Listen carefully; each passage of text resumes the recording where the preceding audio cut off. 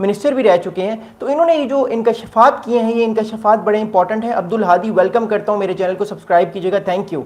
तो ये जो इंकशाफात किए इन्होंने भारत के हवाले से, कल के इंटरव्यू में मैं आप लोगों से प्रॉपर एक एक पॉइंट पे उस पर बात करूंगा कि क्यों कांग्रेस की पार्टी में से सवालात उठना शुरू हो गए हैं। कि आप बताइए कि आपको कितने लॉसेज हुए हैं और बीजेपी का क्या रिस्पांस है ऑपरेशन सिंदूर के बाद, जब से क्वेश्चंस पूछे जा रहे हैं, खास तौर पे इंडिया के अपने जो है वो डिफेंस अटैचीज जो है वो सवालात करके बता रहे हैं कि हमें कुछ नुकसानात हुए हैं, लेकिन अभी तक उन्होंने specified number of fighter jets का नहीं बताया। तो ये जो 16 घंटे का राज्यसभा यानी इंडियन पार्लियामेंट का ये इजलास है, ये बड़ा इंपॉर्टेंट इजलास है और आने वाले दिनों में जो है वो मामलात और ज़्यादा जो है वो डिफरेंट होंगे और हमें नजर आएगा ये क्या है। तो मैं आप लोगों के साथ आज एनालिसिस करूंगा कि जो कल का क्विंट का इंटरव्यू दिया है इन जो कांग्रेस के बड़े लीडर हैं, इन्होंने जो है इन्होंने क्या बात की है और हम इस चीज़ से क्या निकाल सकते हैं कि जो भारत की कांग्रेस पार्टी है वो इस वक्त क्या सोच रही है। क्योंकि याद रखिएगा, जो कांग्रेस पार्टी है भारत की, वो बार बार सवाल पूछ रही है। राहुल गांधी साहब ये पूछ रहे हैं कि बताइए कि आखिरकार वो जो फाइटर जेट्स गिरे थे उनका क्या सच है,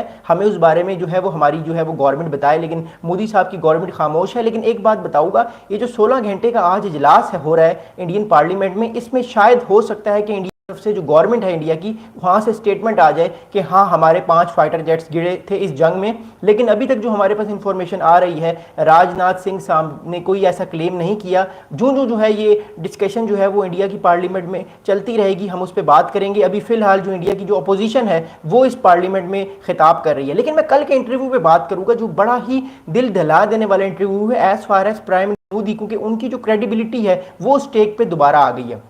तो जो इंटरव्यू जो लिया गया, ये इंटरव्यू बेसिकली कल जो है वो शाम को जो है वो हमारे पास इंटरव्यू आया और ये जो इंटरव्यू जिन साहब ने दिया है, मैं फिर कहता हूँ, इन साहब का नाम है पी चिदम्बरम। ये इंडिया की पॉलिटिक्स के बहुत बड़े जो है वो आप कह सकते हैं कि बहुत बड़े जो है वो एक तरह से जो है पॉलिटिशियंस हैं और इन्होंने जो है वो बहुत सारी बातें की हैं। अच्छा, इन्होंने सबसे इंपॉर्टेंट जो स्टेटमेंट दिया वो इन्होंने स्टेटमेंट दिया कि there was no evidence yet made public to conclusively prove that attackers were Pakistani national. तो इन्होंने पहली बात कर दी, जो पहलगाम में अटैक हुआ है वो होम ग्रोन अटैक है। वो इंडिया के कश्मीर के अंदर जो फ्रीडम फाइटर्स हैं वो उन्होंने अटैक किया है, पाकिस्तान का इसमें कोई रोल नहीं है। तो उन्होंने शुरू ही में पाकिस्तान को जो है वो ग्रीन चिट दे दी है और उन्होंने एक तरह से ये कह दिया कि ये ऑपरेशन सरासर गलत था, ये ऑपरेशन होना ही नहीं चाहिए था। ये प्राइम मिनिस्टर मोदी ने अपनी जो क्रेडिबिलिटी है उसको बरकरार रखने के लिए ये ऑपरेशन जो है किया है। अगला बड़ा इन्होंने चिदम्बरम साहब ने स्टेटमेंट दिया क्विंट पे, जब उनसे सवाल पूछा गया उन्होंने ये कहा कि we fully support our armed forces.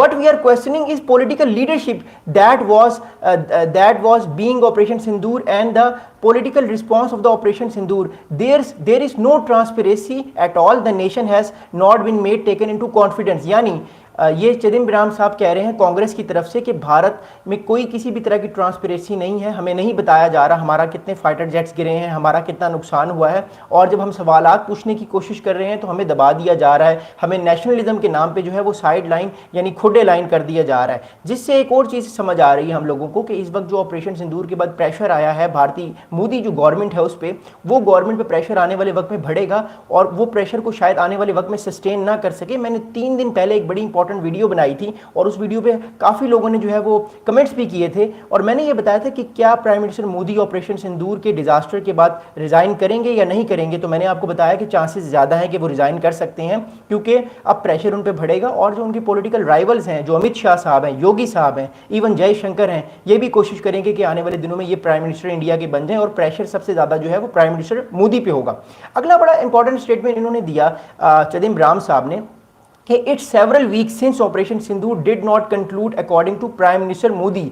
अच्छा, कांग्रेस ये कह रही है कि आपने ऑपरेशन सिंदूर कंडक्ट करने के बाद क्या क्या जो है वो आपको बेनिफिट्स हुए, आपके क्या ऑब्जेक्टिव्स थे और आपने ऑब्जेक्टिव्स पूरे किए या नहीं किए। देखिए, भारत की तरफ से जो अभी तक हमारे पास मैसेजिंग आ रही है वो ये आ रही है कि उन्होंने अभी तक अपने प्रॉपर्ली ऑब्जेक्टिव्स अचीव नहीं किए जो वो ऑब्जेक्टिव्स अचीव करना चाहते थे। जबकि पाकिस्तान ऑब्वियसली पाकिस्तान की साइड डिफेंस की तरफ थी, पाकिस्तान ने भारत पर अटैक नहीं किया, it was India who attack on Pakistan. तो ऑब्वियसली पाकिस्तान ने अपने सेल्फ डिफेंस में रिटेलिएट करना था, पाकिस्तान ने रिटेलिएट किया और उस रिटेलिएशन के नतीजे में 6 और 7 मई की रात को 5 इंडियन फाइटर जेट्स जो थे वो गिरे, जिसमें से 3 रफाइल हैं, एक सकुई है और एक जो है MiG-21 है। तो भारत जो है वो इस चीज़ को बार बार नहीं मान रहा, लेकिन आप देखेंगे कि आज की जो राज्यसभा यानी इंडिया की जो पार्लियामेंट का जो इजलास है ये 16 घंटे का है। मेरी कड़ी नज़र रहेगी इजलास पे और मैं आप लोगों को जो है वो आने वाले दिनों में